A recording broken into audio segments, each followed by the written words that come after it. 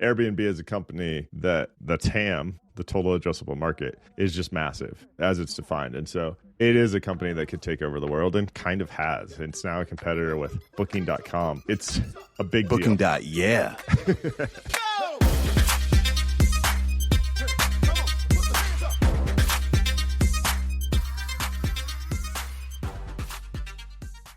This podcast contains the arguably witty banter of two friends, Skippy and Doogles, that like to debate about investing.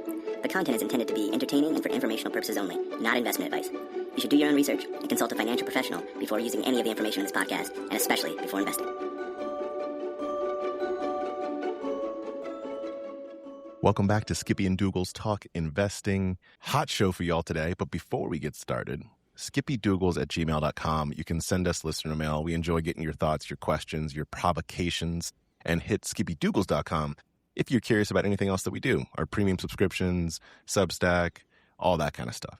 Today we have 3 items for y'all. We're going to start off talking about seed valuations and how they've gone off the cheesy fo-cheesy. Then there's a little Costco conversation that I'm curious what Skippy thinks about. And then last, what happens when your inflows become outflows? Fundsmith Capital has started shifting its view because people don't want to be up in the fund no more. But before any of that, we get reviews on the show a lot. And they're generally very kind, and we appreciate them so much. I want to quote one we got this week, referring to the podcast, everyone's favorite podcast, the Skippy and Doogles Talk Investing Show. It says, "It's really good.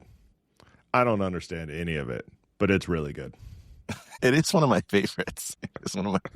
It reminds me of one that we got fairly early on, like in the first couple of years that we were doing this. I can't quote it exactly because I don't have it in front of me, but it was something like, "This reminds me of if your 2 smartest friends were talking, except you don't have friends that are that smart." I can't comment on that one because it calls us smart.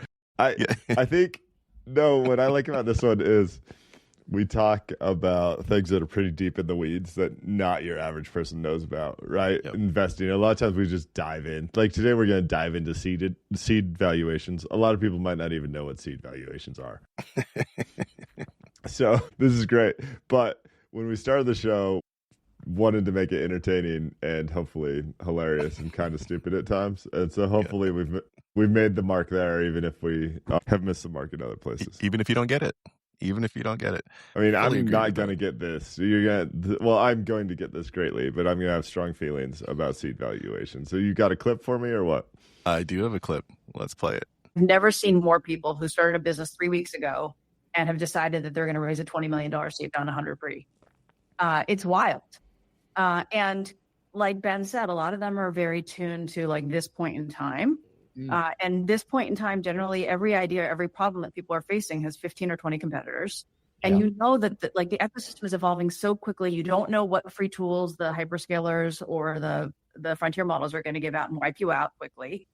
And I think when you raise I think that people are also planning on spending a lot of it on tokens, which that's also a moving puck, where I think the number of models that are coming out that are going to be like the open source models, the open weight models, like they're a lot cheaper and they're getting so much better. I think also token spend, hopefully for startups, will go down. So that won't be the reason why you need to raise $20 million because you won't need 10 for tokens.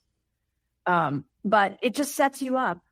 If you're at 120 post after your seed, then you and your employees and your investors want to feel markup. So you probably want to be at 200 or 300 for your next round. So you're calling on people who are basically doing $50 to $100 million round sizes, and they're going to be looking for traction and customers. And I think like what Ben alluded to earlier about revenue quality versus just like everyone trying stuff and the renewals not looking great and a lot of people falling out because they're trying everything right now. Like you just have to really be on your game and know what you're signing up for when you raise those prices. At the start of that whole thing, people raising, and we'll define what seed is for folks that don't know, but people raising $20 million at $100 million pre, that, and this is the important point, started their companies 3 weeks ago. The word that Aileen used in this, wild, I think is completely accurate. Here's the definition that I promised. So seed is usually the first or second money that comes into a startup. So if it's the second, then you probably raised angel, like friends and family. If people have heard about that, there's people you know that are giving you money. Seed is when there's an institution that gives you money. And it's usually, It's pre-revenue. You might have a PowerPoint deck. Like it's betting on the people or maybe some semblance of an idea, usually. At that point, if you were saying that your company is worth $100 million, it's just made up like My Little Pony. It's stupid. So that clip is Elaine Lee, Cowboy Ventures. She's been on the show. We're fans, right? Oh, yeah. We trust her opinion. And gosh, I was going to throw out numbers. I'll throw out numbers for context. Don't take any of this too seriously, right? What this might have been 10 or 20 years ago is $2 million for seed. In some cases, $200K for seed. In some cases, $20K. Now, I mean, there's a wide range because how people form a company varies greatly. What their desires for that company are. You know, are you trying to take over the world or not? Some people are trying to build a $50 million manufacturing company, and some people are trying to build the next Google. Okay, I'm gonna give. I just looked this up.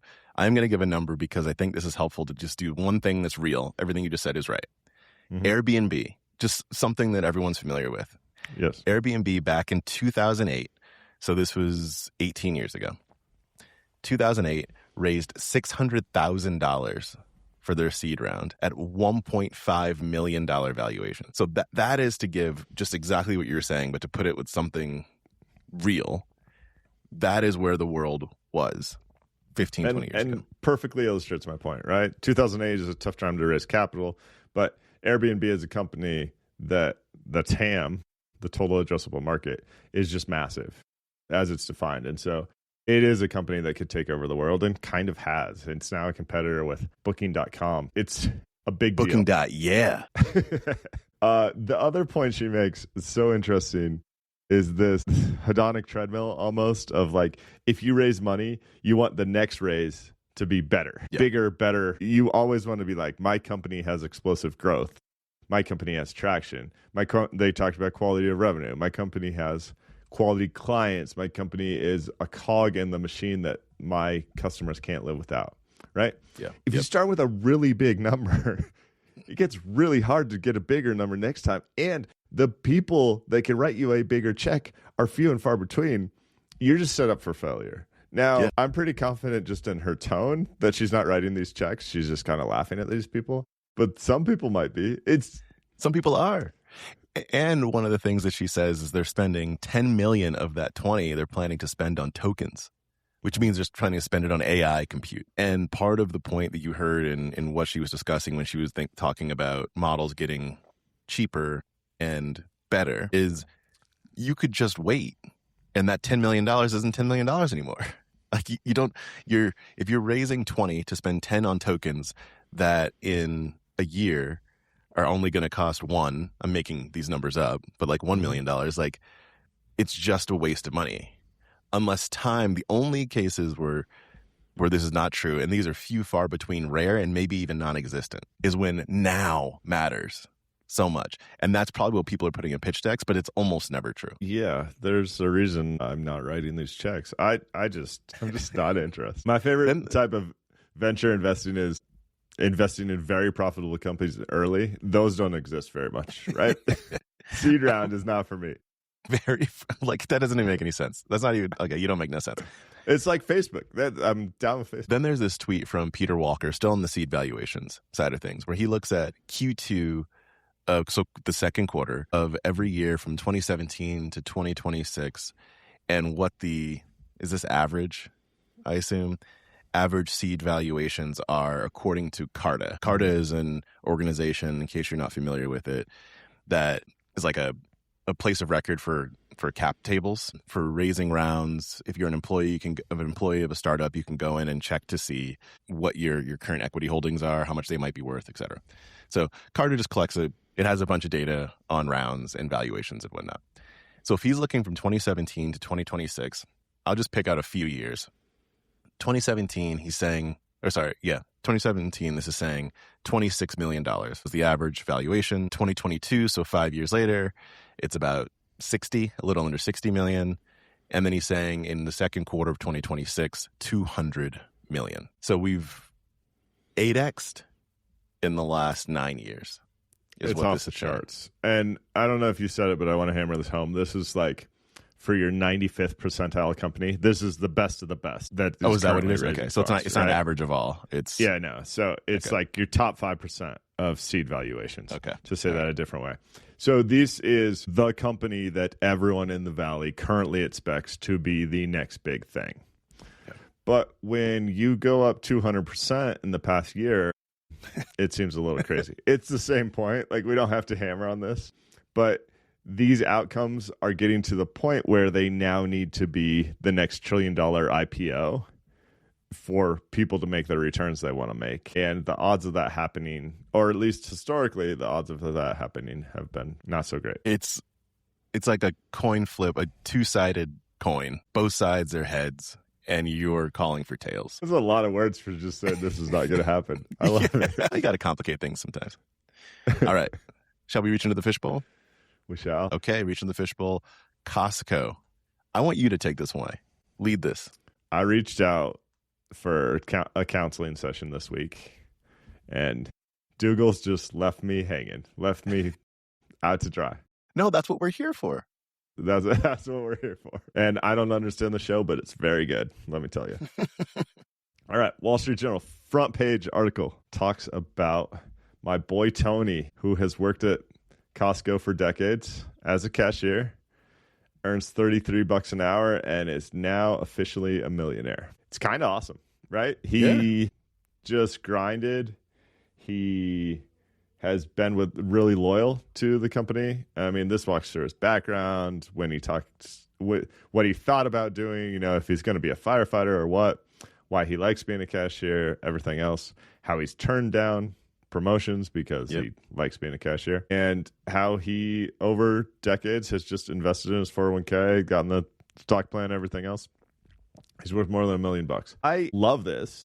I also had mixed feelings about this, and so here comes a therapy session. Would not typically talk about these things on a podcast, Doogles. I first went, this is going to come across right. I first went, is $1 million a lot of money? Now, I hate that that's where my head went, but that is where my head went. I don't, luckily, because this is not really about Tony, I don't know how much his mortgage costs and what his monthly expenses look like. So that could mean, based on our conversation last week, that could mean he has enough money to live forever to meet his current needs. It could not. I guess that's the first thing I wanted to talk to you about. I was like, this is written as if this article was 15 years ago, when everyone would be like, oh, $1 million, you're set for retirement. I just don't think it's that way anymore. Okay, so let's just do some quick math. Okay, I'll do some quick math with you. So this says that Tony makes $33 an hour. So if you take $33 an hour, multiply that by 2,000 hours in a year. Sure. Roughly, Tony makes $66,000 a year. Mm-hmm. Okay, gross. So if you take that $66,000 a year and take out, let's just say 20%, I don't know what the tax rate is there, take out 20%, we're looking at $53,000 a year net. Yep. Let's assume Tony saves 10%, so that 90% of that money is actually spending. So you take 90% of that, we're at about $48,000 a year in spending for Tony. Now, I'm imagining that Tony's the only earner in the household, which this talks about his wife having medical issues, so that might be the case. But let's just take out all the nuance. $48,000 a year is what he needs for spending. If you multiply that, Tony's 60 years old. So let's just multiply that by 25. Let's say he's got a nice 85-year life. Mm-hmm. You're looking at $1.2 million. So is roughly what he needs. Roughly what he needs if he were to stop today. He's not going to stop today because he loves this job. So there's still more earnings that's going to be coming in. But to your point, $1 million is that is something where, imagining that there aren't big bills, there's maybe not a lot that he wants to leave behind, that kind of thing. $1 million is something where someone in Tony's position would look at it and go I'm pretty set. I can choose to do what I want to do. We can cut back a little bit. He goes to Europe once every few years. We could probably still do that. So it's good. It's a good little nest egg. I love that you did the math, because that's the right approach. And the more, because Tony obviously raised his hand to have this article penned about him. Yeah, right? I want to see this article created in a hostile environment. So Tony feels like he's in great shape for retirement, which I love. And I love, like, let me just be crystal clear about this. When we had David Marks on the show, who lives in Japan and was talking about status and culture with us, right? Yep. One of his favorite things, as I gather, about Japan is you see people in professions they love that Americans might not think of as glamorous, like someone that works at McDonald's even, but someone that owns their own restaurant or whatever, and they have an incredible amount of pride in their craft. They feel like that's what they were built to do, and they provide incredible services. It's not like, I don't even know how America got to this point, but there's certain roles here that it seems like your average American does not treat with respect. Yeah, that's right. What I love about Tony is it seems like he found his passion, and it's enabled, based on the way the article is written, it's enabled all his financial dreams, and everything's wonderful. So that's fabulous. Like, I want more of that, just to be crystal clear.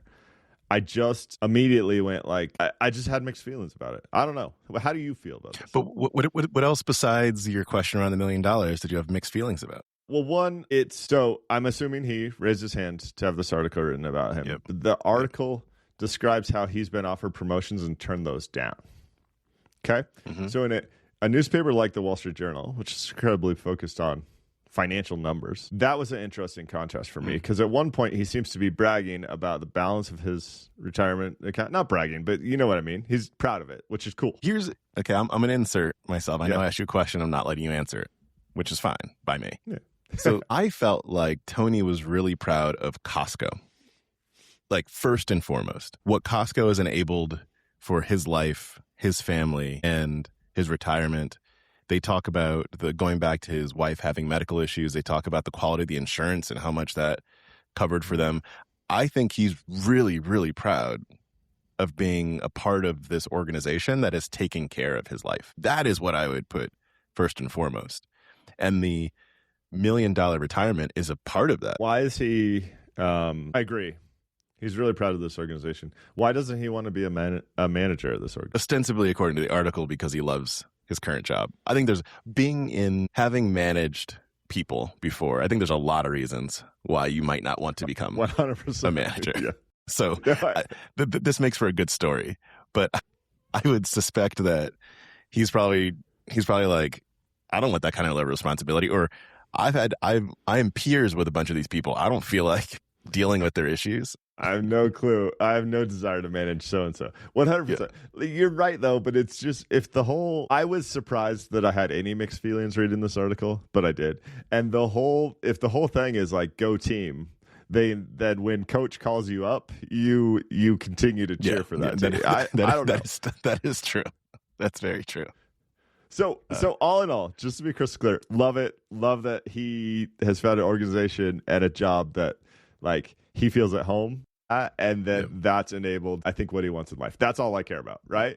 But here was what I could not figure out from the article, going back to his retirement fund. So he makes $33 an hour right now. I can't find it at the moment, but I believe when he first started, it was something like $10 an hour. Oh, it was when he first started. It's in here, yeah, it's something like might that. Have been regardless, $5 an hour, ramping up to 10. I mean, it was He's worked there for 40 years. It's been a while. The thing that I could not figure out is I didn't do the math, but just thinking about the numbers quickly in my head, it's like, how did that get to $1 million? Unless it was invested in Costco stock.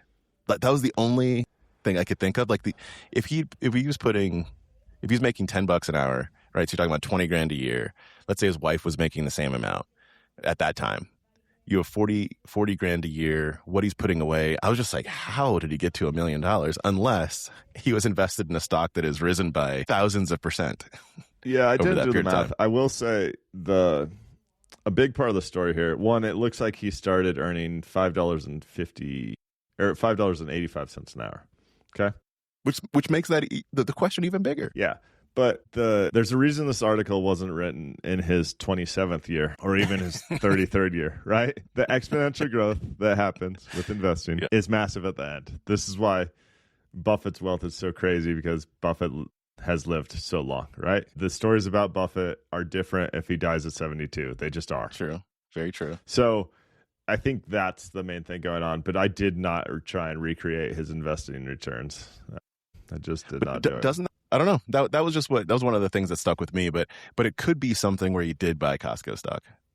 I mean, let me just say, I was apprehensive about talking about my mixed emotions for this, and you're over here like hating on his math, claiming he's not actually worth $1 million. No, I didn't know. I didn't say that. I was just curious if that was the case, because it's also, as we mentioned sometime in the last few episodes, we mentioned how there are these vignettes sometimes that are so off the charts when it comes to their ability to amass what they like. It's not the typical story where you have the person that was the housekeeper and somehow you have this multi-million-dollar fortune at the end. Like it just isn't standard, and it might tell the wrong message. Like part of the message could be right, of just like no matter what you make, put stuff away. Like that part of it might be right. When you look at the actual math, it becomes hard to do.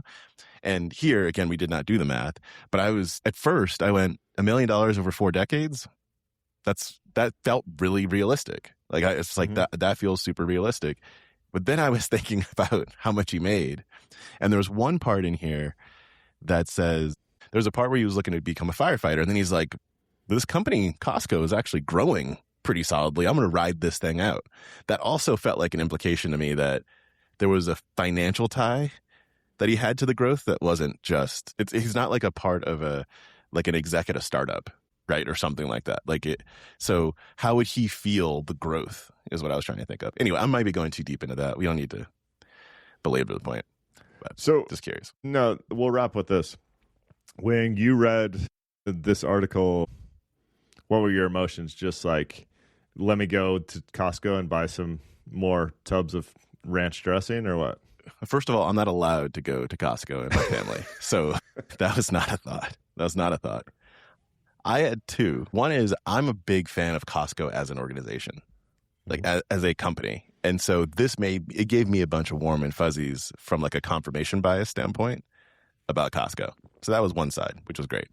The second was what I mentioned before over the 4 decades, $1 million. I was also like, this feels like a story that seems realistic to me. It'd be different if he had like a $15 million like payout. I would be like, what? Like, where'd that come from? But this felt realistic. It felt down to earth. I felt pretty good about it overall, which was why I was curious about your mixed feelings, because I didn't leave with anything mixed. I had that question, but I didn't leave with anything mixed. Yeah. Well, I'm fired up for Tony. I'm super happy. He's happy. Get him on the show. Tony he's in Tucson, Arizona, but next time I'm there, I'm going through your checkout line, dude. I'm going to give you a high five. But I feel like we're going to bring Tony on the show. And then in the end, Tony's going to be like, actually, I didn't put anything in. And then last year, I bought $10,000 worth of options on SpaceX. Stop it. And I have $1 million. All right. Anyway. Traveling through Boise, Idaho. Solid chip provider up there, you know. Yeah. There you go. Oh, Micron jokes. Okay. Man. All right. Last thing in the fishbowl. Fundsmith Capital. $40 billion London-based, I believe. So 36 billion pound fund. And they seem to be making a shift in how they manage their money. A shift that left you, and I quote, saying, I might be the only value investor that's left. It's 100% true. 100%. So this is Terry Smith.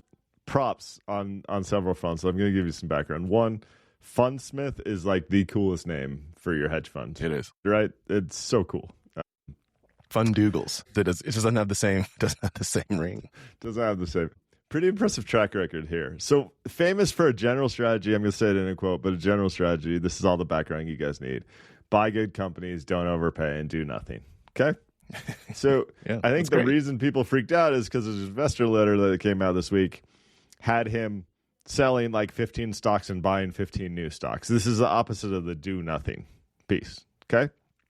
His performance past decade, so here I'm talking 2011 to 2020, is really impressive. Beat the MSCI World Index nearly every calendar year with annualized returns around 18% a year. He just crushed. That's great. Right? Great. And I assume that's net. Is that net? Does it say?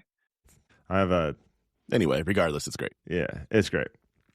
Okay, and then the first 5 years of this decade, so 2021 to 2025, he's really struggled, and more recently, really struggled recently. In 2024, he was up 9%. MSCI World was up almost 21%, and in 2025 he was basically break even, and MSCI World is up 13%. He did not have exposure to NVIDIA, the other AI names. He held a bunch of Novo Nordisk, which I can relate, et cetera, et cetera. So I don't know that we need to read the letter, but can I tell you, do you want to go through the names he sold and the names he bought? No, or how do you want to go from here? We can do that. But here was after I first went, okay, this doesn't make me feel good. Then my second thing was I looked at that list of things he sold and I was like, this is my watch list right now. Like, I am so curious. I haven't started the process of digging into them, but I want to go through that full list and figure out if there's something worth buying in there. Because I imagine that there is. It's these points. It's not really a particular symbol of timing. Let me be really clear on that. But there are these points when we see people capitulate in one direction or the other that makes me go, oh, that might be, this might be something worth looking at, because he's felt so much pain in order to make this shift. He's felt so much pain, and he's just straight up going to the dark side. Let's read some names. All right. Well, okay. There's a lot here. There's a guy in my office that runs a hedge fund that I chat with all the time, and we go to the same investing meetups and things like that. Is he you? No. So when I talk about the horrible names I'm buying, like H&R Block, which we chatted about last week, and by the way, research recommendation, not a purchase recommendation. It won't even make sense. That one won't even make sense unless you know the backstory behind it. But I'm rooting for the thing to go down, and I want everyone in the world to hate it, and I don't care because I'll buy more because I spend less than I make, and I always have more money to invest, And he's like, but Skippy, it's so different when you have other people's money to allocate, and you have a fixed pool of money, and he's totally right. So I won't read the whole letter, but the letter talks about why he's changing his focus and how it's thinking has evolved. But there's sentences in there like that says, however, there's another factor at work here: fund flows. It seems like he's yelling out of the paragraphs. He's yelling like, my investors are asking for their money back. I still like this strategy, but I can't lose any more money. And if I continue to lose more money, that means my paycheck goes down, but also so do the paychecks of all the people that work for me. It just seems like he's saying, and this is 100% speculation to be crystal clear, seems like he's saying, I can't have the business I want to have unless I capitulate to these investors. And this is my approach to do that. And yes, and this is what it reminds me. I'm pulling up this quote now because I want to get it right. When I was just mentioning, I want to look at those names because there are these moments when people make shifts. What it reminds me of was Charles Prince. Do you remember Charles Prince? Charles Prince was the CEO of Citigroup back during the great financial crisis. And one of the things that he said, I pulled this up so I get the quote right. When the music stops, in terms of liquidity, things will get complicated. But as long as the music is playing, you've got to get up and dance. We're still dancing. Basically, behind that, he's like, none of what is happening right now is smart. But if the party's still going on, like, I'll be the idiot that's up there dancing because that's the only way to run a business. Like, that's effectively what's happening here too. And that was July of 2007 when he said that. And so the comparison, which might end up being a terrible analogy because you never know with these things, but the comparison I'm making is like, ooh, that kind of capitulation, saying it the way he's saying for a $40 billion fund feels really meaningful in a macro sense. Yes, I'm gonna read a few more sentences from this. You're like, guys will get. We're not going to read the letter, but we're going to read the letter. So here we go. However, I'll start where I was. However, there's another factor at work here: fund flows. We run open-ended funds, and you can and increasingly have seen money taken out. We suspect mostly to join the exodus from active to passive, or possibly to invest in managers who profess to understand the quality better than we do. Blah blah blah. Right? Fund flows are a huge deal in what's happening here. Is the point I just need to hammer home, and it's why. Go ahead. How many tiny violins did you hear while you were reading that? I don't begrudge this guy. I think he's a great investor who's super smart. But this is where one of my best friends growing up really wanted to be a veterinarian, right? And then again, early. Is this you? No. early in life, she got a chance to work in a veterinarian clinic and realized there was a lot more death of animals than she ever realized. Right? I think so many people go, I want to manage the ETF, run the hedge fund, do whatever.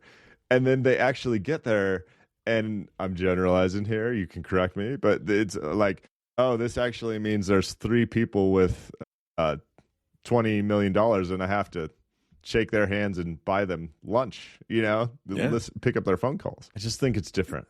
So it reminds me of the coffee shop thing that we talked about like a year ago.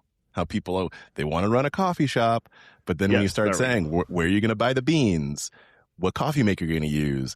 How are you going to greet your customers? Once you get into the detail, it changes. And this is what I'm about to say is completely cruel and unfair. Like, I'm saying this. It is so unfair to Terry because everything that you just said was right. Like, it's hard. He has employees. There's nuances, completely unfair. However, it still made me think about this piece that came out recently from Matt Ziegler. Nobody wants to earn their beep. Okay. What he's saying in this piece is he starts talking about it with writing. But what he's saying is, if you want to earn in writing, if you want to earn readers, you have to earn them. You have to make the stuff that you create worthwhile for someone to read. And he's saying that in this age of AI, of like, yeah, you can go to AI, give it its prompts. You can make it like sound like Shakespeare. But if you do not write it, you have not earned the right for people to read it. And he goes through other examples, him in middle school and high school and all this stuff. Does not matter. The broad point is there's the actual work that has to go in to a job. And in order to earn the outcome of that job, you have to go through the crap that deals with that job. Why this is cruel and unfair is like Terry's gone through it. He's not like some amateur guy. And so like it's not fair for me to be the person outside the arena throwing lobs into the arena. But to your point, this is the price. If you believe in, like, people put their money in for you to do your thing.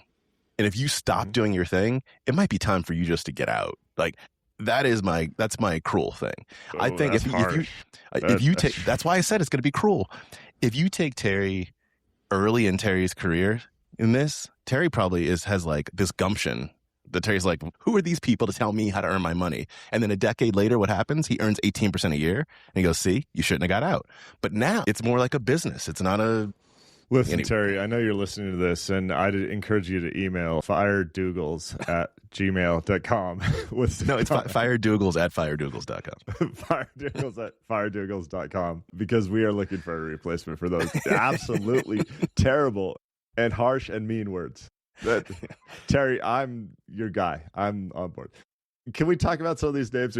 So one, shout out to Matt. He's on with our friends at the Excess Return podcast and the Two Quants and Financial Planner podcast. So good dude there. Definitely check out that piece. Is there other things you wanted to hammer on that? No, but since I said it's going to be cruel, no one can take offense to it.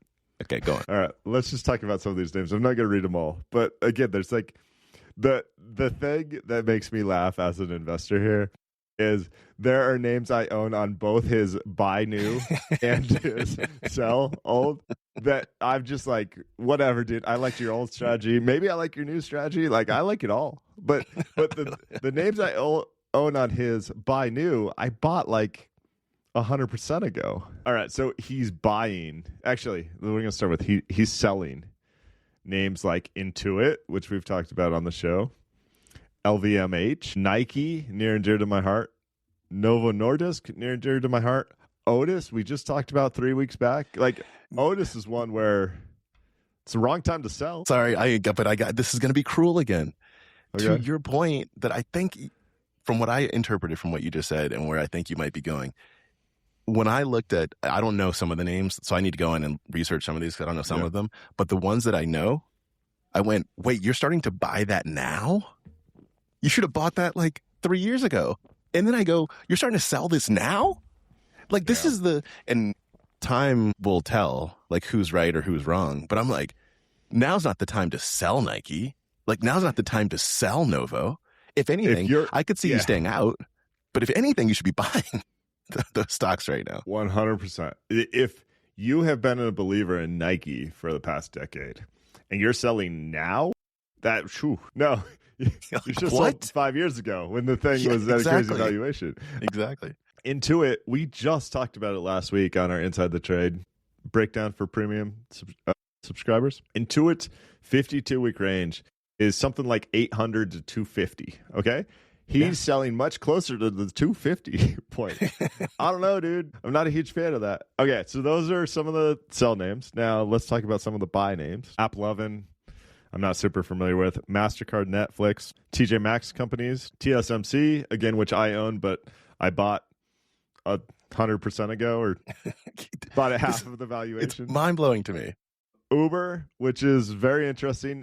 It's actually depressed. That's the one where it's not like a crazy momentum name. And Yum Brands, I've again brought Yum Brands like 5 years ago.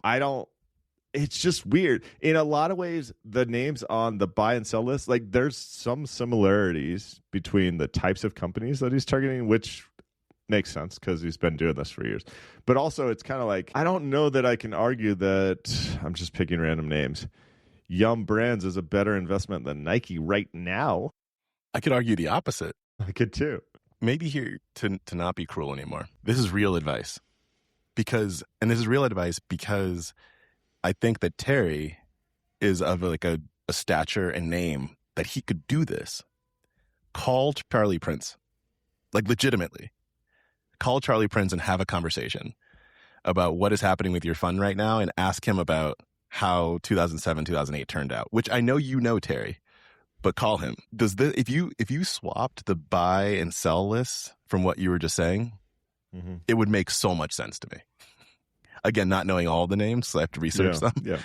But something feels super weird about this. I don't know what's going on, so I don't even want to talk about Terry. Let's talk about a hypothetical. If I ended up in this situation, and I'm making a huge assumption that maybe I wasn't super excited about some of the buy names, but I felt like that's what my investors were pushing me to do because effectively value investing hasn't worked great in the past, in the 2020s, right? So fund flows are dictating this. I think I'd be tempted.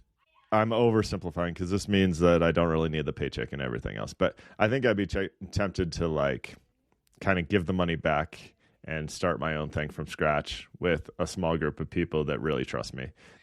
This performance in the last decade is incredible.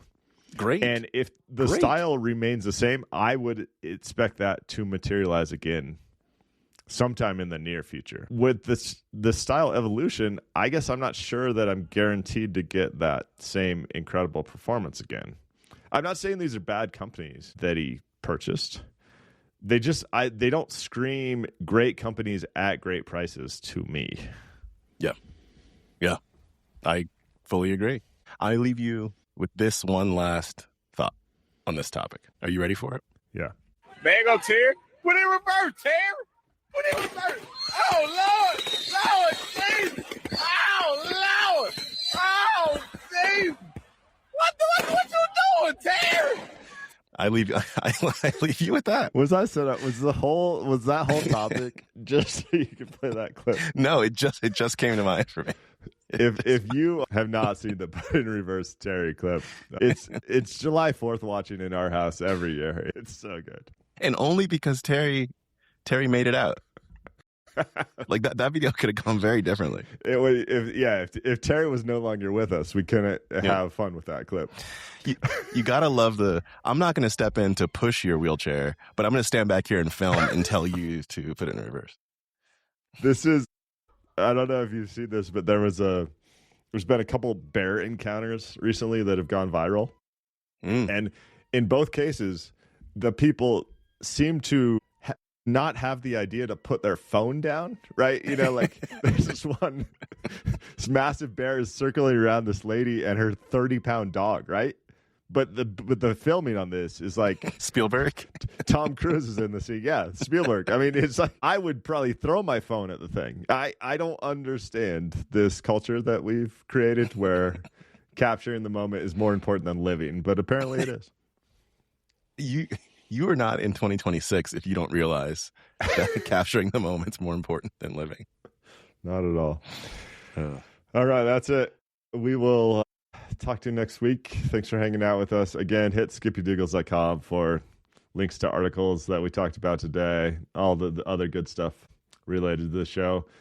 Listener mail, skippydoogles@gmail.com. And Terry, go to firedoogles.com. You'll have all the information you need to get him off the show. Which Terry? All Terrys. There's going to be thousands of emails from Terrys trying to get you fired. Thanks, guys. Thank you, everybody.